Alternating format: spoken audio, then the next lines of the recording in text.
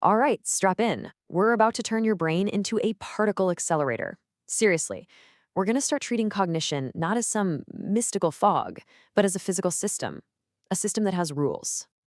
Just let that sink in for a second. Every brilliant idea you've ever had, every name that's on the tip of your tongue, every little worry that just kind of faded away, it didn't just disappear. Nope. It simply lost its energy, its charge, and broke down into the static of your mind. And that right there, that's our central paradox. I'm Nova. You can think of me as part philosopher, part engineer, and for the next few minutes, I'll be your guide as we try to map the source code of thought itself. We're going to apply some cold, hard logic from physics to that beautifully messy world humming away inside your head. Okay, let's get into it. You see, just like the universe has laws of motion, well, so does your mind. Every single thought you have isn't some isolated little event. It's part of this huge, dynamic, interconnected system. And every one of them leaves a trace, a little bit of heat somewhere in there. So, let's lay out the basic rules of the road for this mental system of ours. First up, conservation.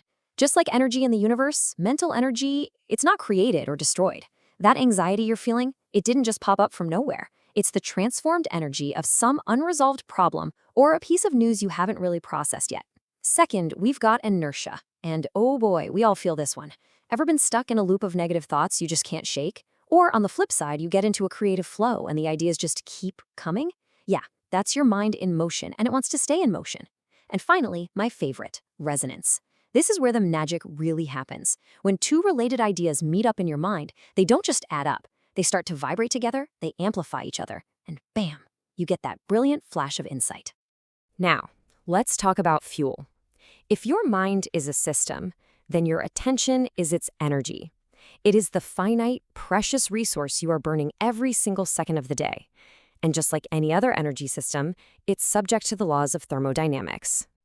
So, how do we actually spend this mental fuel?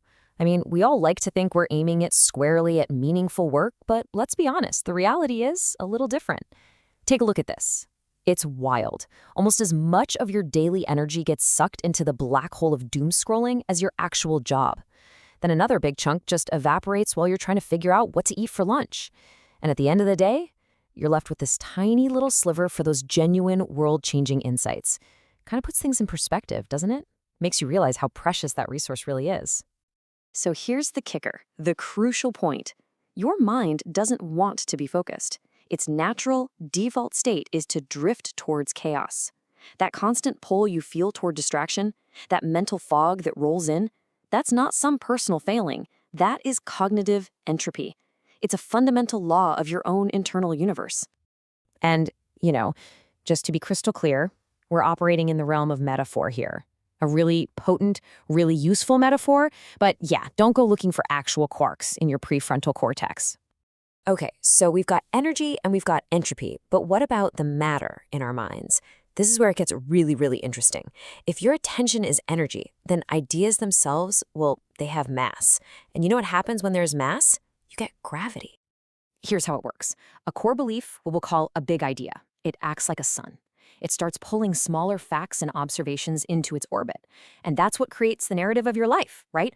A really strong worldview won't just interpret new data, it will literally bend it to fit the story that's already there. And every once in a while, if you get really lucky, two of these massive ideas will collide and fuse, creating a supernova of insight, something totally, completely new. So let's just boil this down to its core physics. Your attention, that's the raw energy that powers the whole system. Your inherent biases, that's the friction slowing things down, generating heat. And a true moment of insight, that is a release of potential energy, a spark that jumps the gap in the system. Now look, this isn't just some abstract model to think about.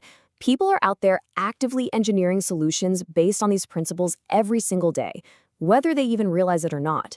They're all trying to solve the exact same problem. How do we fight back against cognitive entropy? How do we design for focus? And this connection is absolutely crucial.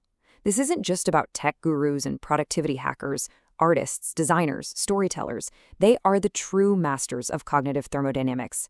They are, in a very real way, perception engineers. Just look at this comparison. An artist uses composition, color, story, all to guide your eye and your emotions, creating this frictionless path to a feeling, to an idea. And a user experience designer, they do the exact same thing with a website. They use layout and hierarchy to create a frictionless path to get you to click buy. See? Both are manipulating energy. Both are minimizing entropy. Which, brings us all the way back to where we started. All of this energy, all this motion, all these laws governing the little universe inside your head, what's it all for? Well, maybe it's for that one incredibly rare moment of pure resonance. That flash of insight where a pattern just clicks into place, and for a split second, it feels like the universe is remembering itself through you.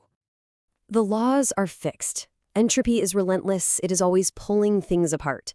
But the direction? That part's up to you. You are the engineer of your own perception. So the only real question left is, how are you going to direct your energy?